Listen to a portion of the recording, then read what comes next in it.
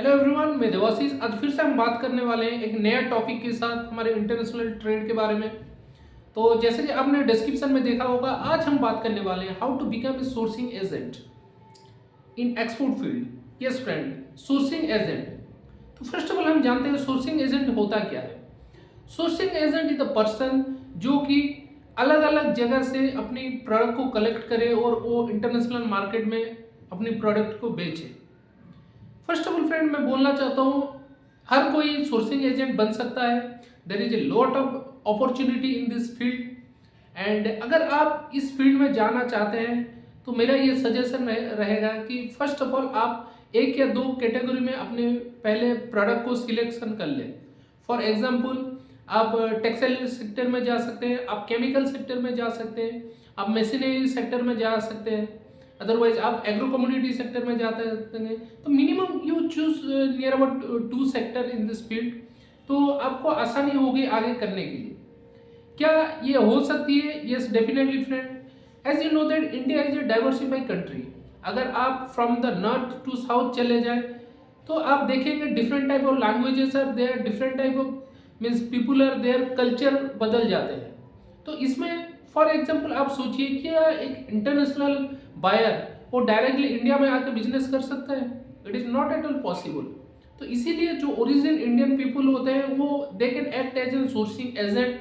वो different type of places जाके अपने प्रोडक्ट को सोर्सिंग करते हैं और वो इंटरनेशनल बायर्स को बेचते हैं। क्या दूसरे कंट्रीज में भी ऐसा होता है? बिल्कुल जी हाँ। चाइना में there are lot of sourcing agent are there friend. जैसे कि आप सब जानते हैं चाइनीज अगर जो कोई भी वो कंट्री जाए तो डायरेक्टली आप किसी के साथ कम्युनिकेट नहीं कर सकते due to their means language barrier will be there. इसलिए lot of sourcing agent are there और वो अच्छे खासे मीन्स मंथली अच्छे खासे अमाउंट उधर प्रॉफिट कमा रहे हैं।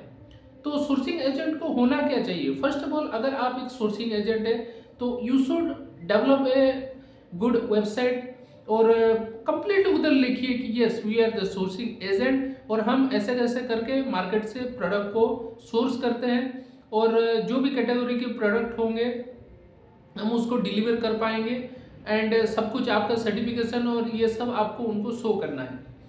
तो मेन इंपॉर्टेंट चीज़ क्या रहता है एज अ सोर्सिंग एजेंट किसी को भी बनना हो तो?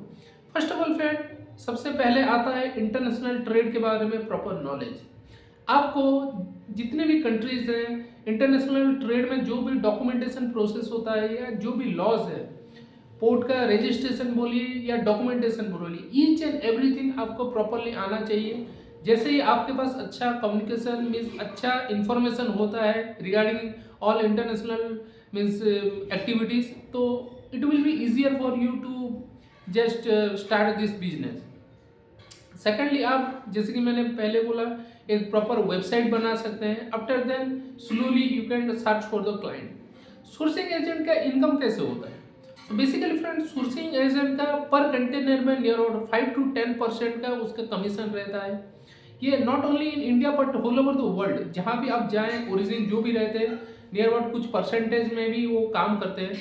सपोज फॉर एग्जाम्पल एक कंटेनर का टेक द एग्जाम्पल अगर हो गया 10 लाख रुपए, तो सोर्सिंग एजेंट बोलेगा कि yes I will take this 10% from this container, तो ऑब्वियसली उसको स्ट्रेट फॉरवर्ड 1 लाख रुपीज का उसको अमाउंट मिलता है।